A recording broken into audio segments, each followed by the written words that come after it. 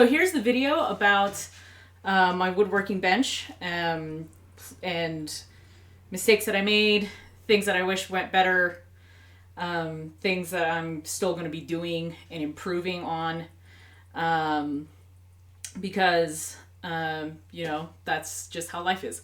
And so right now there's like a bunch of crap on this bench right now just because I just recorded a video and uploaded it, and also I'm in the middle I'm starting my yearly woodworking tool cleanup and maintenance.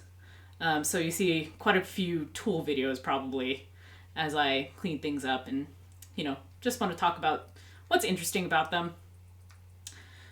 So first off, the workbench is built completely out of pine boards from the big box stores.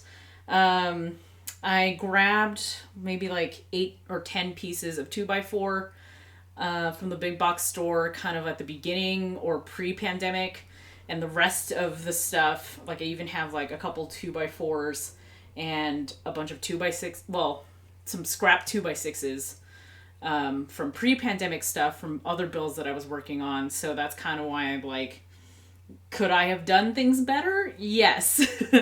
Part of why there are some mistakes on this build is because I was adjusting as I found out something new or realized I wanted something out of my bench based off of the stuff that I was making, and two, I had very limited materials available because I wasn't gonna like go out and pay $30 for one piece of 2x6. Um, as the prices were kind of skyrocketing at the time that I was building this workbench. I had planned out the workbench and bought the materials before the pandemic.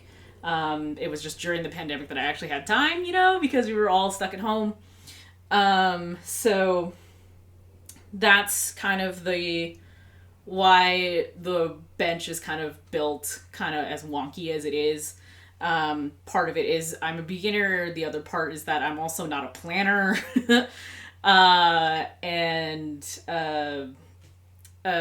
Third, I'm also the kind of person who kind of loses patience with my overthinking and then just does stuff. So that's exactly what happened with my plan for the stretchers on the legs to prevent racking.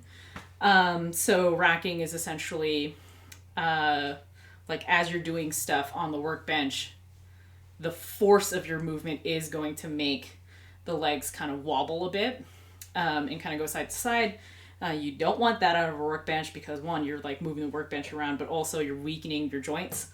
So want to have some stability on this bench. The other thing to note is, as you can probably tell, I'm in a basement storage room. That's why there's just like a bunch of random stuff around me, some of which are power tools, which are not mine. One of the power tools is, but it's because I inherited it, basically. So I'm in a storage space in a house that I am renting space from.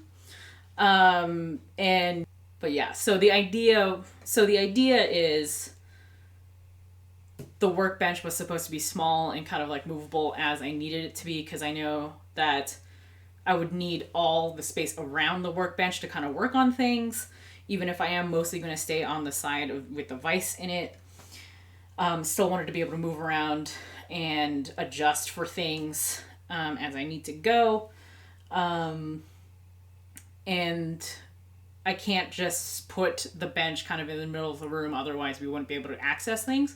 So the bench needed to be able to be light enough to kind of push and pull different directions. So eventually I'm probably going to have to put some like rubber feet or something on the legs of the bench to be able to have it be grippy enough on this concrete floor, but not so grippy that I can't just like drag it off against like a wall or something. The other thing is, once I put the stretchers in, the way I've as you'll see, the way I put where the stretchers will be doesn't necessarily make it easy for me to put shelving on, which would be, so if I just put like a bottom table shelf, that would also help with stability of the bench. But I'm also not at that level of woodworking yet, so I did kind of the lazy person's stretchers. and as you'll see, I did half lap joints. So I just did staggered half lap joints, which not the best joinery for the kind of forces that you're putting on a workbench, but considering my projects are typically very small because of the space limitations that I have, it should be fine. And also I'm renting this space, so the bench itself is probably going to be a temporary appliance, and might end up being firewood one day, or maybe I'll take it with me. So it has to be small enough to be either one of those things. So yeah, so those are the kind of the limitations I'm working with. And I'll go show you some of the mistakes now on the good old phone cam. As I teased before, the first thing is this damn vise is on the wrong side. I'm right-handed. This will not clamp much of anything for me. The other thing wrong with the vise, actually,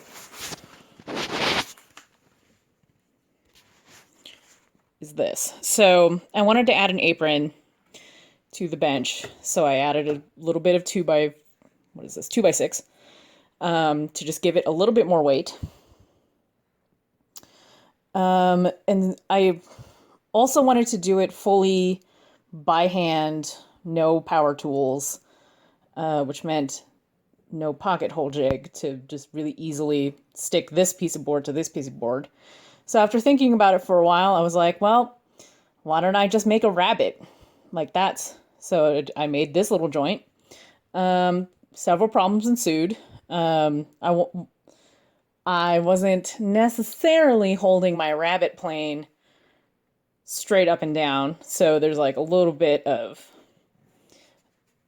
it's not fully at a 90-degree angle, even after cleaning things up with like an edge block plane. And so this is just a tad slanted, as you can see right there. The gap gets bigger because this is at an angle, which means all of my clamping force on this chop is centered right here. So this is where all the clamping force is, instead of being distributed across the entire chop. So that's a problem. So one of the ways I'm going to fix it is honestly just tape more crud to this chop on the bench, so that the clamping pressure doesn't all come down here first, and actually maybe like evens out the pressure throughout the entire chop. I mean, the other thing too is that this chop, which I tried to make out of 2x4 plus 2x6 and jointing it together, is that it's also, the clamping force is also kind of stuck here. This kind of bends inwards a little bit. So there's a lot working against me here to buy like a bunch of 2x4s, because I was already planning on making the workbench. And I was originally planning on making like the Roman style low workbench, but that didn't happen because I started having ideas of how I could improve this and all this stuff. So instead, I was like, well, so I had laminated everything, was going to drill holes for the Roman style legs, but I was like, hey, I could just make a mortise. So I made my mortises.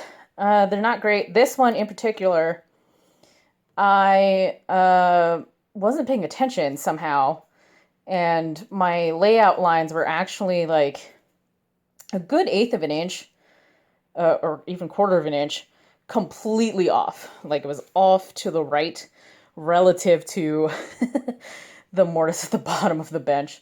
So that's what happened there. But the rest of them aren't any better. So big old space there.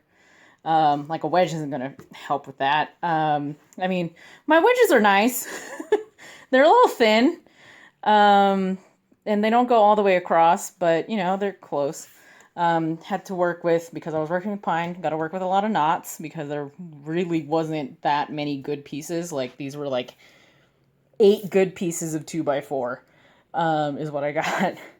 So that is the journey of my joinery on this bench at the moment. So yeah, let me know what you think. I literally just purchased a bunch of books on building a workbench by both Scott Landis and Christopher Schwartz. So I'm real excited to read those and kind of plan out like a future bench for a more permanent space, where I can actually put things against the wall, and maybe like more intentionally build a workspace. So yeah, let me know what you think. The chat about what you want out of your dream workbench, and I'll keep on making videos. All right, keep on making.